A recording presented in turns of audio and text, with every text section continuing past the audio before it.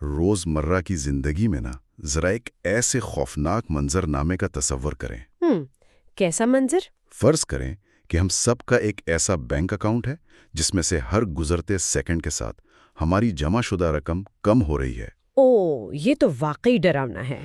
بالکل، ہم چاہے کچھ بھی کر لیں، سو رہے ہوں، جاگ رہے ہوں، کام کر رہے ہوں، وہ رقم مسلسل کٹتی جا رہی ہے اور ہم اس کٹوتی کو کسی بھی صورت روک نہیں سکتے۔ صحیح۔ یہ کوئی معاشی بحران نہیں ہے، بلکہ یہ ہم انسانوں کی اصل حقیقت ہے۔ ہر انسان ایک طرح سے دیوالیہ پن یا بینکرپسی کی طرف جا رہا ہے، کیونکہ ہمارا سب سے قیمتی سرمایہ یعنی ہمارا جو وقت ہے نا، وہ ہر لمحہ پگھل رہا ہے۔ بالکل صحیح۔ عام طور پہ جب ہم کسی طبی تشخیص یا میڈیکل ڈائگنوسس کی بات کرتے ہیں تو وہاں ایک خاص قسم کی درستگی ہوتی ہے۔ ہاں، وہ ایکس رے والی بات۔ جی، اگر ہڈی ٹوٹ جائے تو ایکس رے میں وہ ٹوٹی ہوئی سفید لکیر صاف نظر آ جاتی ہے اور ڈاکٹر بس اس کی طرف اشارہ کر کے کہتا ہے کہ خرابی یہاں ہے۔ انسان کو وہ واضح ایکس رے رپورٹ پسند آتی ہے کیونکہ اس میں چیزیں دو ٹوک ہوتی ہیں۔ ہاں، ہم آسانی سے بیماری اور اس کے علاج کی درجہ بندی کر لیتے ہیں، لیکن جب بات انسان کی روحانی حالت، اس کے دنیا میں آنے کے مقصد اور اس کے مسلسل دیوالیہ ہونے کی ہو تو کوئی عام ایکس رے مشین کام نہیں آتی؟ بالکل کام نہیں آتی۔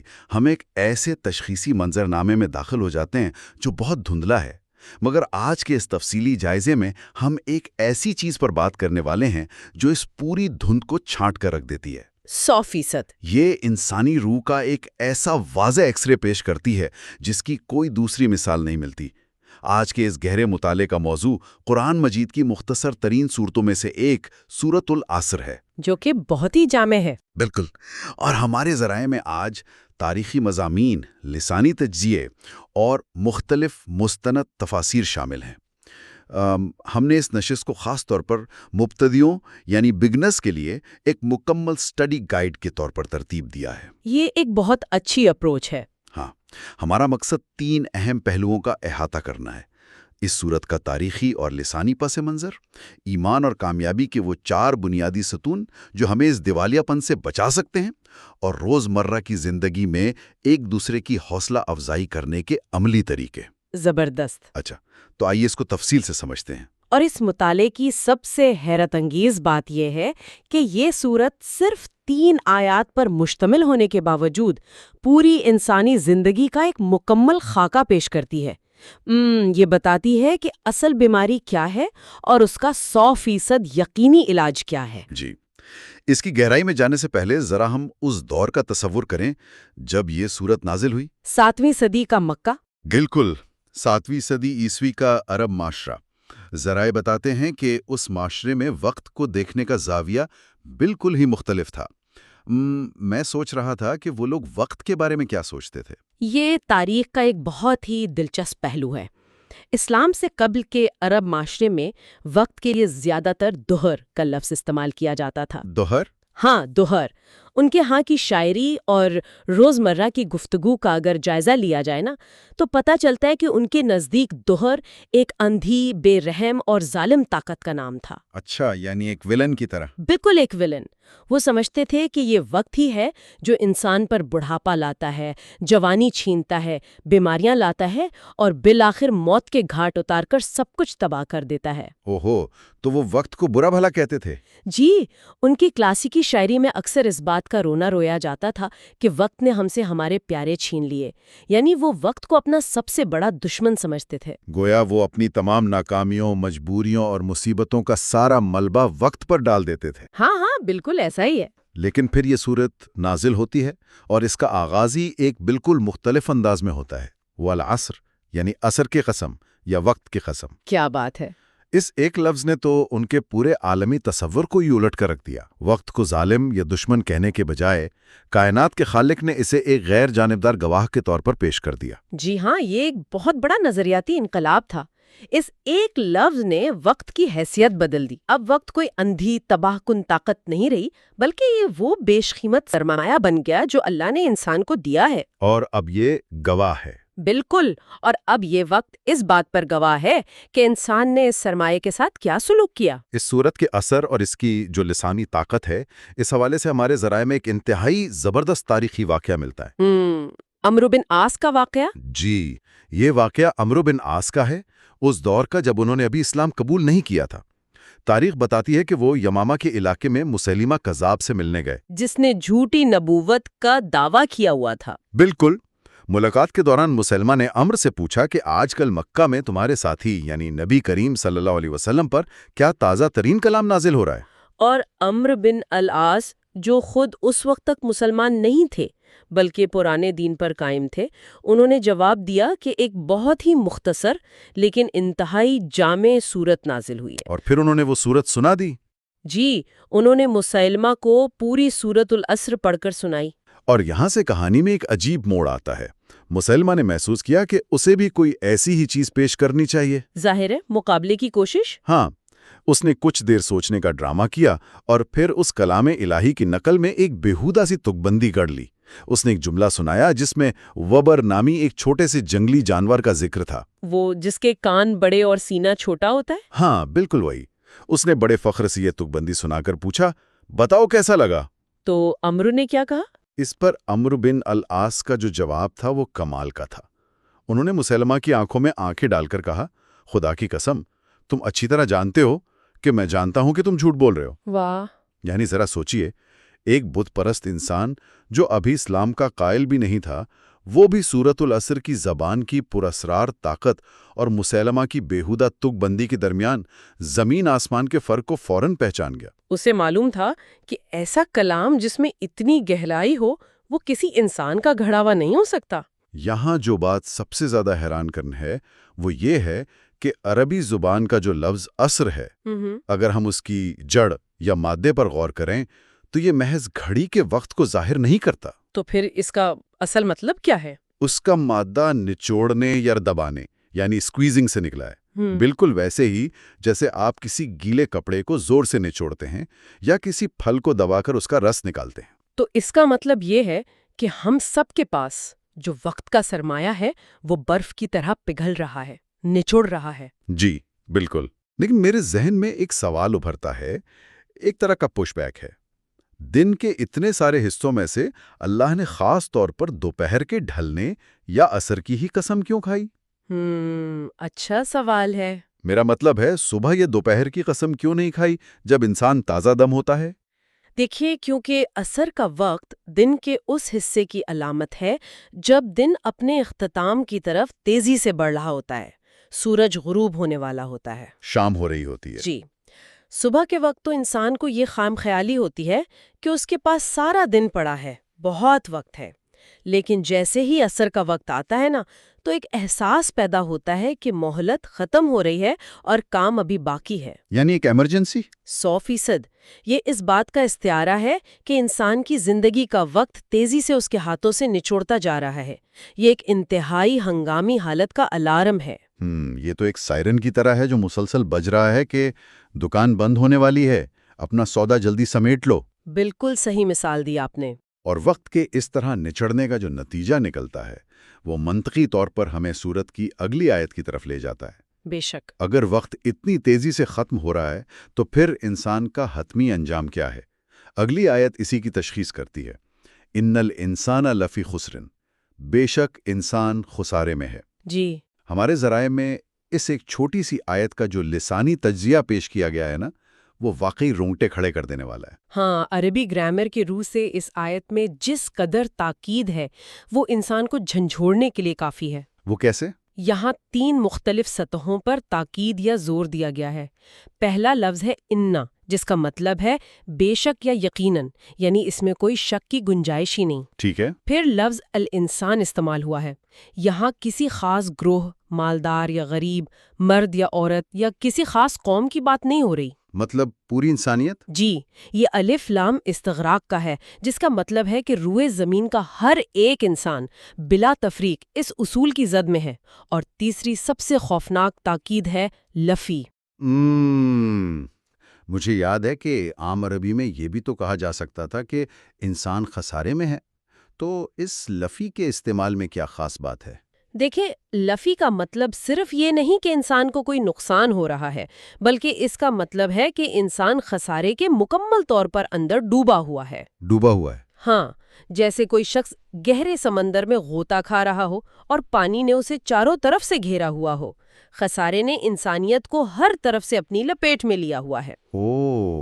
اور اسی خسارے اور ڈوبنے کے تصور کو سمجھانے کے لیے کلاسیکی تفاسیر میں، خاص طور پر امام فخر الدین رازی کی تفسیر میں، برف فروش کی ایک انتہائی مشہور اور لاجواب مثال دی گئی ہے۔ جی، وہ بہت زبردست مثال ہے۔ ذرا تصور کریں، پرانے زمانے کا عرب، دوپہر کی شدید اور جھلسا دینے والی گرمی، اور بازار میں ایک برف بیچنے والا کھڑا آوازیں لگا رہا ہے۔ برف تو تیزی سے پگھلتی ہے۔ بالکل، وہ گاہکوں کو بلا رہا ہے، لیکن اس کی آواز میں ایک عجیب سی دردمندی ہے۔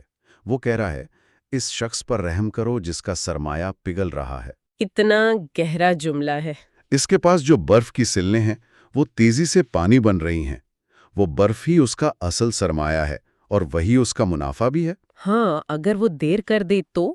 اگر وہ گاہک ڈھونڈنے میں دیر کر دے اور برف کو بروقت کسی اچھی قیمت کے بدلے نہ بیچ پائے، تو سورج کی گرمی اس کے سرمایے کو مکمل طور پر کھا جائے گی۔ وہ نہ صرف منافع سے محروم ہوگا، بلکہ اس کی اصل پونجی بھی پانی بن کر بہہ جائے گی۔ یعنی وہ مکمل طور پر دیوالیہ ہو جائے گا۔ یہ مثال واقعی آنکھیں کھولنے والی ہے، لیکن میں یہاں اس بات کو تھوڑا چیلنج کرنا چاہوں گا۔ جی بتائیں۔ کیا اس کا مطلب یہ ہے کہ انسان کی ساری دنیاوی کامیابیاں، اس کی دولت، اس کا رتبہ، وہ سب بالکل بے معنی ہیں؟ مثال کے طور پر ذرا ایک ایسے کامیاب انسان کے بارے میں سوچیں جو کسی ملٹی نیشنل کمپنی کا CEO ہو، جس کے بینک اکاؤنٹس پیسوں سے بھرے ہوں، دنیا کی ہر آسائش موجود ہو۔ کیا دنیا کا وہ کامیاب ترین شخص بھی اس برف بیچنے والے کی طرح خسارے میں ڈوبا ہوا ہے؟ ہمارے ذرائع جس گہرائی کی طرف اشارہ کرتے ہیں نا، اس کے مطابق اس کا جواب بالکل ہاں میں ہے۔ واقعی؟ جی، کیونکہ ہمیں یہ سمجھنا ہوگا کہ یہاں جس خسارے یعنی خسر کی بات ہو رہی ہے، وہ محض کوئی عام کاروباری یا مالی نقصان نہیں ہے۔ اچھا۔ عربی زبان میں عام نقصان کے لیے کئی اور الفاظ موجود ہیں، لیکن خسر کا مطلب ہے اپنے اصل سرمایہ کا، اپنی جڑ کا مکمل طور پر تباہ ہو جانا۔ یعنی وہ CEO بھی اپنا سرمایہ کھو رہا ہے؟ بالکل۔ اس CEO نے اپنی ساری زندگی جس سرمایہ کو جمع کرنے میں لگا دی، وہ سب عارضی تھا۔ اس کا اصل سرمایہ تو اس کا وقت تھا جو اسے دنیا میں دیا گیا تھا۔ صحیح۔ اگر اس نے وہ وقت دائمی کامیابی خریدنے پر خرچ نہیں کیا، تو جب مہلت ختم ہوگی، اس کی ساری دولت اسی برف کی طرح پگھل چکی ہوگی۔ اس کا اصل اکاؤنٹ خالی ہو چکا ہوگا۔ یہ وہ خسارہ ہے جس کی تلافی کسی دنیاوی دولت سے ممکن نہیں۔ یہ تو واقعی ایک انتہائی بھیانک تصویر ہے۔ یعنی کائنات کا ہر انسان وقت کے ہاتھوں لٹ رہا ہے اور اس عظیم خسارے کی ندی میں ڈوب رہا ہے۔ بالکل ایسا ہی ہے۔ تو جب یہ بات اتنی شدت سے ثابت ہو گئی کہ کوئی بھی انسان اس نقصان سے محفوظ نہیں، تو قدرتی طور پر دل میں یہ سوال اٹھتا ہے کہ کیا اس بہاؤ کو روکنے کا کوئی طریقہ ہے؟ کوئی لائف جیکٹ؟ ہاں، کیا اس ڈوبنے سے بچنے کے لیے کوئی لائف جیکٹ موجود ہے؟ اور یہیں سے اس تاریک منظر نامے میں ایک روشن استثناء یا ایکسیپشن سامنے آتی ہے۔ سورت کی 30 آیت اس مایوسی کے اندھیرے میں امید کی ایک قطعی اور واضح کرن بن کر ابھرتی ہے۔ اِلَّا الَّذِينَ آمَنُوا۔ یہاں یہ بات واقعی بہت دلچسپ ہو جاتی ہے، کیونکہ اب وہ ماسٹر کی پیش کی جا رہی ہے جو اس دیوالیہ پن سے بچنے کا واحد حل ہے۔ جی ہاں، ہم اسے 4 بنیادی ستون کہہ سکتے ہیں۔ اگر انسان ان 4 ستونوں کو اپنی زندگی میں قائم کر لینا، تو اس کی وہ پگھلتی ہوئی برف ایک دائمی خزانے میں تبدیل ہو سکتی ہے۔ بالکل۔ آئیے ذرا دیکھتے ہیں کہ یہ 4 ستون کیا ہے۔ پہلا ستون ایمان لانا، دوسرا ستون نیک اعمال کرنا، تیسرا ستون حق کی تلقین کرنا، اور چوتھا ستون صبر کی تلقین کرنا۔ اس سے ایک اہم سوال پیدا ہوتا ہے کہ ان 4 ستونوں کو ایک ساتھ کیوں ملایا گیا ہے؟ ہاں، یہ بڑی اہم بات ہے۔ اکثر لوگ یہ سوچتے ہیں کہ بس دل میں ایمان ہو اور انسان خود نیک اعمال کر لے تو نجات مل جائے گی، لیکن یہاں یہ 4 ایک مکمل زنجیر کی کڑیاں ہیں۔ اچھا۔ اگر ہم غور کریں تو پہلے 2 ستون یعنی ایمان لانا اور نیک اعمال کرنا، ان کا تعلق انسان کی اپنی ذات کی اصلاح سے ہے، جسے ہم پرسنل ریفارم کہہ سکتے ہیں۔ بالکل، یعنی میں خود سچا عقیدہ رکھوں اور خود اچھے کام کروں، کسی کا حق نہ ماروں، عبادت کروں۔ عام ذہن تو یہی سوچتا ہے کہ اگر میں اپنی حد تک ٹھیک ہوں تو میرا کام مکمل ہو گیا۔ مگر اسلام کا تصور کامیابی صرف انفرادی نجات تک محدود نہیں ہے۔ یہیں سے بات اگلے 2 ستونوں کی طرف جاتی ہے۔ آخری 2 ستون؟ جی، آخری دو ستون یعنی حق کی تلقین کرنا اور صبر کی تلقین کرنا، ان کا تعلق معاشرتی اصلاح یا سوشل ریفارم سے ہے۔ انسان اس وقت تک اس عظیم خسارے سے مکمل طور پر باہر نہیں نکل سکتا جب تک کہ وہ اپنی ذات سے باہر نکل کر دوسروں کی فکر نہ کرے۔ اسے معاشرے میں خیر پھیلانے کا فعال حصہ بننا ہوگا۔ مجھے یہاں قرآن کے الفاظ کے انتخاب پر بڑی حیرت ہو رہی ہے۔ حق کی تلقین کے لیے بھی تواصو یعنی باہم ایک دوسرے کو تلقین کرنا، اس کا لفظ استعمال ہوا ہے۔ جی، اور پھر صبر کے لیے دوبارہ الگ سے تواصو کہا گیا ہے، یعنی تواصو بالحق اور پھر تواصو بالصبر۔ عام طور پر تو یہ بھی کہا جا سکتا تھا کہ بس حق اور صبر دونوں کی تلقین کرو۔ بالکل۔ کیا حق کی بات کہہ دینا ہی کافی نہیں تھا؟ اس تکرار اور ان دونوں کو الگ الگ بیان کرنے کے پیچھے کیا منطق ہو سکتی ہے؟ یہ ایک بہت ہی نازک اور گہری بات ہے۔ دیکھیں، حق کی بات، سچائی ہمیشہ کڑوی ہوتی ہے۔ ہاں، لوگ برا مان جاتے ہیں۔ بالکل۔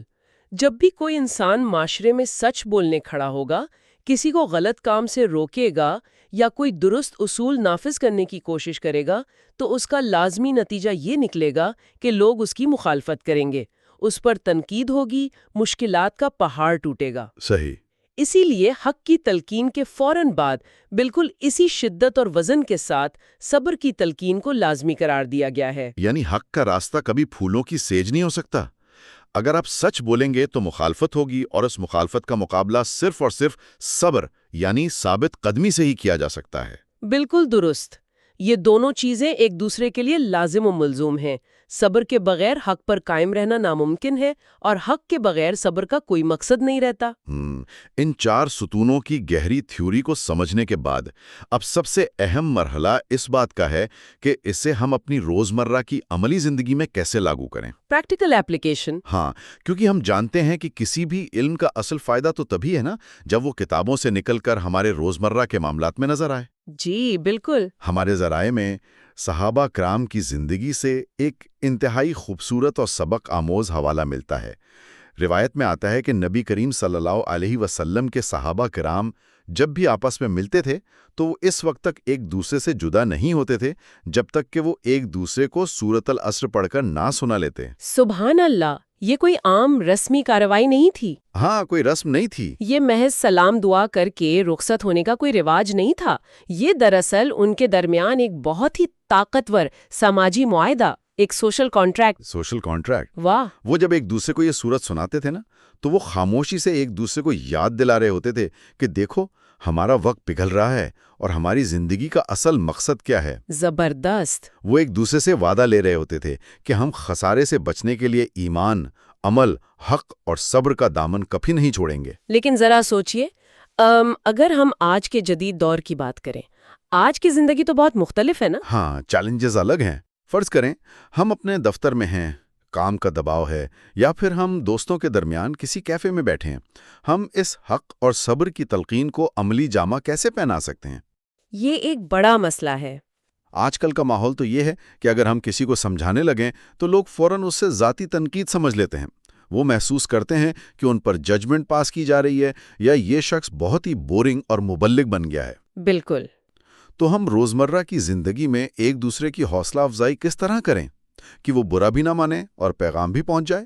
اگر ہم اسے بڑی تصویر کے ساتھ جوڑ کر دیکھیں تو دراصل آج کے دور کا سب سے بڑا عالمی مسئلہ ہی انفرادیت پسندی یعنی انڈیویجولزم ہے۔ میرا کام مجھ تک، آپ کا آپ تک۔ بالکل۔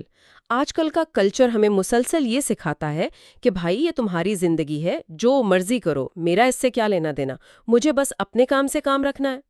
لیکن سورۃ العصر اس خود غرضانہ سوچ کی جڑ کاٹ کر رکھ دیتی ہے۔ سچا دوست کیسا ہونا چاہیے پھر؟ ایک سچا دوست وہ نہیں ہے جو صرف آپ کے ساتھ مل کے کافی پیے، ہنسی مذاق کرے اور تفریح کرے۔ سچا دوست وہ ہے جو اس پگھلتے ہوئے وقت میں آپ کا نقصان نہ دیکھ سکے۔ صحیح۔ اگر دفتر میں کوئی ساتھی کسی رپورٹ میں اعداد و شمار کی ہیر پھیر کر رہا ہے، کوئی شارٹ کٹ مارنے کی کوشش کر رہا ہے یا کسی غیر اخلاقی کام کی طرف مائل ہو رہا ہے تو اسے پیار، حکمت اور خیر خواہی کے ساتھ روکنا ہی دراصل حق کی تلقین ہے۔ اور ظاہری بات ہے کہ جب ایسا کیا جائے گا تو شاید وہ ساتھی ناراض ہو جائے یا دفتر کا ماحول تھوڑا کشیدہ ہو جائے۔ ہاں وہ تو ہوگا۔ تب ہمیں اس چوتھے ستون یعنی صبر کی ضرورت پڑے گی تاکہ ہم اس کشیدگی کو برداشت کر سکیں۔ اور یہاں لفظ تواسا کی خوبصورتی بھی تو نظر آتی ہے۔ اس کا مطلب باہمی تلقین ہے۔ باہمی؟ جی ہاں، یہ کوئی ایسا عمل نہیں جس میں ایک شخص خود کو بہت اونچا اور پارسا سمجھ کر دوسرے کو حقیر سمجھے اور لیکچر دے۔ بالکل، یہ یک طرفہ تبلیغ نہیں ہے۔ تواسا برابری کی سطح پر ہوتا ہے۔ اس کا مفہوم یہ ہے کہ آج اگر میں کسی کمزوری کا شکار ہوں تو آپ مجھے سنبھالیں، اور کل اگر آپ کسی مشکل میں ڈگمگا رہے ہو تو میں آگے بڑھ کر آپ کو صبر اور حق کی یاد دہانی کرواؤں۔ کتنا پیارا کانسیپٹ ہے۔ یہ ایک دوسرے کا ہاتھ تھام کر اس بہتے ہوئے تیز دھارے اور خسارے کے سیلاب میں ایک مضبوط دیوار بننے کا تصور ہے۔ یہ تصور واقعی دل کو چھو لینے والا ہے۔ تو اگر ہم آج کی اس پوری گفتگو اور اس گہرے مطالعے کو ایک جگہ سمیٹیں تو ہم نے یہ دیکھا کہ کس طرح کائنات کا سب سے غیر جانبدار گواہ یعنی وقت اس بات کا اعلان کر رہا ہے کہ انسان کا سرمایہ تیزی سے پگھل رہا ہے۔ جی، ہماری زندگیاں اس بہت بڑے دیوالیے پن کی طرف جا رہی ہیں، لیکن ایمان کی پختگی، نیک اعمال پر استقامت، معاشرے میں حق بات پر ڈٹ جانا اور ان سب کے دوران آنے والی مشکلات پر صبر کرنا، یہ وہ 4 عناصر ہیں، وہ 4 ستون ہیں جو اس یقینی نقصان کو ایک دائمی، کبھی ختم نہ ہونے والی کامیابی میں بدل سکتے ہیں۔ اور سب سے بڑی بات یہ کہ یہ محض چند الفاظ یا کوئی پرانی کہانی نہیں ہے۔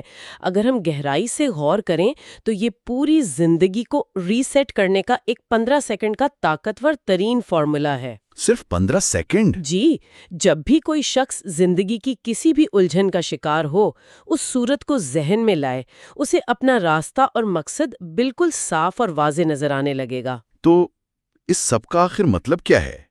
ہم اس مطالعے سے حتمی طور پر کیا نتیجہ اخذ کر کے اٹھیں؟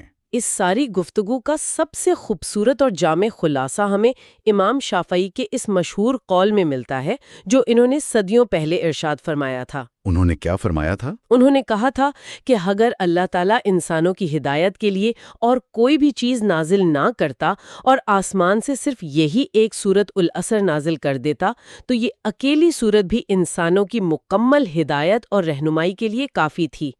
اس چھوٹی سی سورت میں انسان کے ماضی، حال اور مستقبل کا پورا فلسفہ پوشیدہ ہے۔ سبحان اللہ! اور اب جاتے جاتے ہم ایک ایسا سوال چھوڑنا چاہیں گے جس پر سننے والے ہر شخص کو اور ہمیں خود بھی غور کرنا چاہیے۔ جی بالکل۔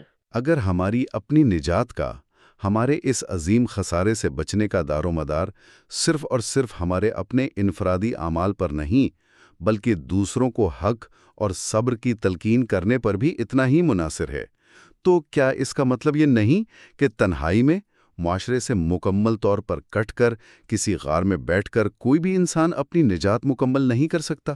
کیا بات ہے! کیا کوئی انسان واقعی اکیلے جنت میں جا سکتا ہے، یا اسے لازمی طور پر دوسروں کو بھی اپنے ساتھ لے کر جانا ہوگا؟ یہ واقعی ایک ایسی گہری سوچ ہے جو انسان کے طرز زندگی کو بدل سکتی ہے۔ بالکل۔ ابتدا میں ہم نے میڈیکل ڈائگنوسس یا تشخیص کی بات کی تھی، تو اب وہ تشخیص بالکل واضح ہو چکی ہے۔ ہماری بنیادی بیماری ہے وقت کا ضیاع اور مکمل خسارہ، لیکن کمال یہ ہے کہ نسخہ بھی بالکل صاف اور شفاف ہے۔ وہ 4 ستون؟ جی، وہ 4 ستون آج ہم نے اس گائیڈ کے ذریعے جان لیے ہیں۔ اب یہ فیصلہ ہمارا ہے کہ ہم اس نسخے پر کتنا عمل کرتے ہیں اور اپنی اس پگھلتی ہوئی برف کو کیسے بچاتے ہیں۔